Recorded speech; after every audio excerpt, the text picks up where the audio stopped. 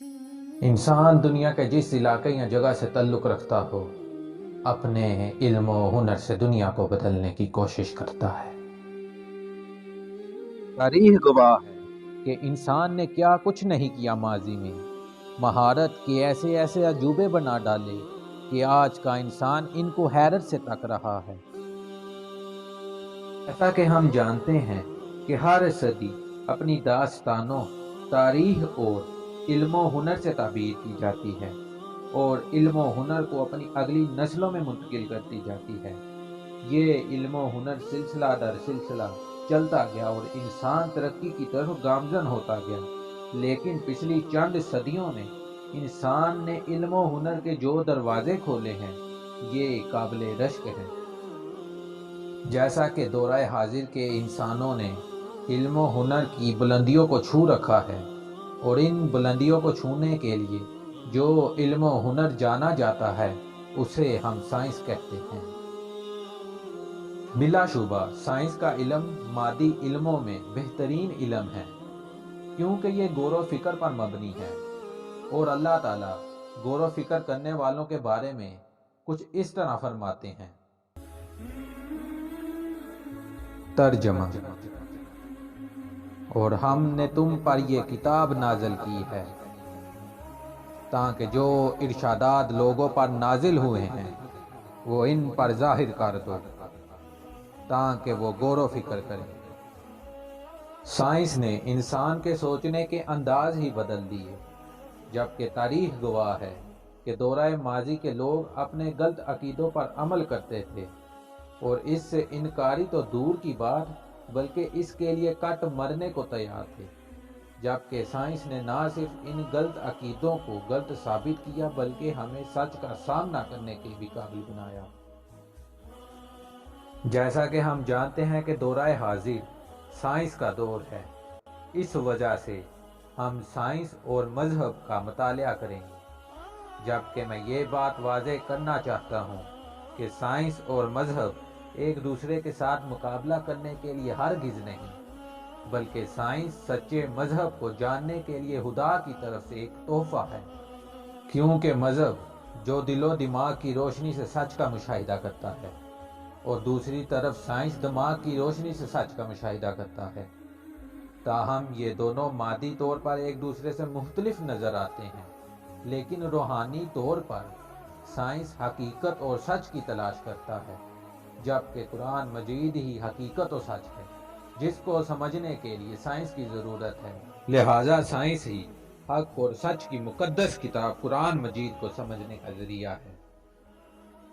جیسا کہ ہم جان چکے ہیں کہ سائنس دماغ کی روشنی سے اور مذہب دل و دماغ کی روشنی سے سچائی کا مشاہدہ کرتا ہے، لیکن یہاں دلچسپ بات تو یہ ہے کہ سائنس اور مذہب دونوں میں دماغ کا استعمال ہو رہا ہے، جن کا طریقہ تو الگ ہو سکتا ہے لیکن نتیجہ بالکل نہیں، کیونکہ سائنس ہر چیز کو پرکھنے کے لیے، سمجھنے کے لیے اس پر سوال اٹھاتی ہے، مشاہدے کرتی ہے، تھیوریاں دیتی ہے، اور اگر وہ سچ ثابت ہو جائے تو وہ لا بن جاتی ہے۔ سائنس جب ان منزلوں سے گزر کر جس نتیجے کی طرف آتا ہے تو وہاں حق اور سچ کی مقدس کتاب قرآن مجید کی ایک آیت صدا لگاتی ہوئی نظر آتی ہے، فَبِأَيِّ آلَاءِ رَبِّكُمَا تُكَذِّبَانِ۔ اور ہم یہ آنے والی ویڈیو میں ثابت بھی کریں گے، لیکن ابھی اس ویڈیو میں میں آپ سے ایک سوال کرنا چاہتا ہوں۔ اگر میں آپ سے کہوں کہ سائنس کا علم خدا کا علم ہے تو کیا آپ مان لیں گے؟ اس سوال کے جواب کے لیے میں آپ کے سامنے کچھ نظریے رکھوں گا، فیصلہ آپ کا، مرضی خدا کی۔ چلے سمجھنے کی کوشش کرتے ہیں۔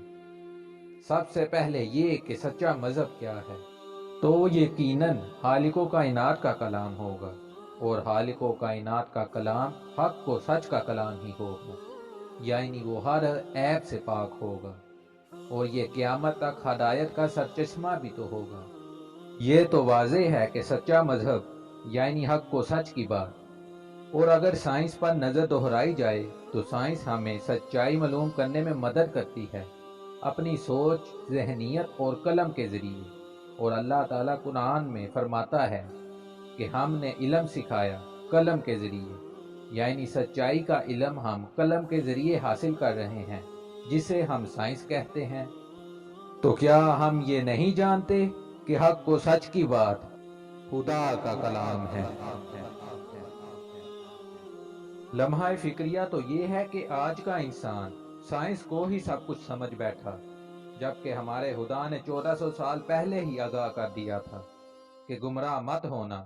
اللہ تعالیٰ قرآن مجید میں فرماتا ہے، ترجمہ: پڑھو نام لے کر اپنے رب کا جس نے پیدا کیا انسان کو خون کی پھٹکی سے، پڑھو اور تمہارا رب بڑا کریم ہے، جس نے علم سکھایا قلم کے ذریعے سے، سکھایا انسان کو جو نہیں جانتا تھا وہ، ہرگز نہیں، بے شک انسان سرکش ہو جاتا ہے اس بنا پر کہ وہ دیکھتا ہے خود کو بے نیاز، بے شک تیرے رب ہی کی طرف لوٹنا ہے۔ اس سورہ کی اگر آیت نمبر 5 کو سمجھ لیں تو قرآن مجید جو خدا تعالی حق و کائنات کا کلام ہے، یہ سورہ آج کے انسان کے لیے ہدایت کا سرچشمہ اور تنبیہ ہے۔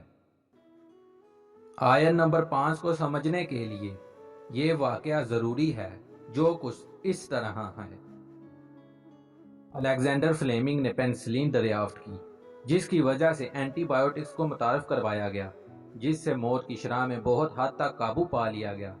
جب الیگزینڈر فلیمنگ شرطیں لکھنے بیٹھے تو انہوں نے کہا کہ میری یہ دریافت میری ذاتی ملکیت نہیں، یہ ایک عطیہ ہے جو مجھے امانت کے طور پر ملا ہے۔ اس امانت کا عطا کنندہ خدا ہے، اس کی ملکیت پوری خدائی ہے۔ میں اس دریافت کو نیچے دیے ہوئے فارمولے کے مطابق عام کرتا ہوں۔ در حقیقت جتنے بھی انکشاف یا دریافت ہوئی ہیں وہ بے شک خدا تعالیٰ کے حکم سے ٹھیک مقررہ وقت پر اپنے حکم کی ساتھ کے مطابق ہوئیں۔ بے شک اللہ ہر چیز پر قادر ہے۔ لیکن ایک سوال پیدا ہوتا ہے کہ اگر خدا سچ میں ہے تو وہ اپنے راہ پہ چلنے والوں کو کیوں نہیں اس علم سے سرفراز کر رہا؟ تو اس کا جواب خدا تعالیٰ کا انصاف ہے، کیونکہ اللہ تعالیٰ قرآن مجید میں فرماتا ہے، وَأَن لَيْسَ لِلْإِنسَانَ إِلَّا مَا سَعَىٰ، اور یہ کہ انسان کو وہی ملتا ہے جس کی وہ کوشش کرتا ہے۔ اور اب یہ سوال بھی اٹھے گا کہ اس کی راہ پہ چلنے والے کوشش کیوں نہیں کرتے؟ ویسے تو یہ بہت طویل عنوان ہے، لیکن سادہ الفاظ میں سمجھنا ہو تو وہ معاشرہ یا ملک جہاں امن و خوشحالی ہو اور معاشی طور پر بہترین ہو، تو یہ تو ظاہر ہے کہ تمام معاشی مسئلوں کی بجائے علم و ہنر کی طرف استعمال ہوگا۔ اس کی زندہ جاگتی مثال گولڈن ایج آف اسلام ہے، جس میں ایسی دریافت ہوئی کہ وہ علیحدہ ویڈیو کی محتاج ہے۔ یہ سب اپنی جگہ، اب ہم اپنے مقصد کی طرف سفر کرتے ہیں۔ الیگزینڈر فلیمنگ کے واقعے سے ہم نے آیت نمبر 5 کو سمجھنے کی کوشش کی، اب ہم تھوڑا بہت سورہ اقرا کو سمجھنے کے قابل ہو گئے ہیں۔ پڑھو نام لے کر اپنے رب کا جس نے پیدا کیا انسان کو خون کی پھٹکی سے، پڑھو تمہارا رب بڑا کریم ہے، جس نے علم سکھایا قلم کے ذریعے، یعنی یہ علم دورہ حاضر میں سائنس کی شکل میں موجود ہے، سکھایا انسان کو جو نہیں جانتا تھا وہ، ہرگز نہیں، بے شک انسان سرکش ہو جاتا اس بنا پر کہ وہ دیکھتا ہے خود کو بے نیاز۔ تو کیا یہ آیت آج کے دور کے انسان پر پورا نہیں اتر رہی؟ کیا آج کا انسان سائنس کو ہی سب کچھ نہیں سمجھ بیٹھا کیونکہ وہ خود کو بے نیاز سمجھ رہا ہے؟ بے شک تیرے رب کی طرف لوٹنا ہے۔ اجازت چاہتا ہوں، اللہ نگہبان۔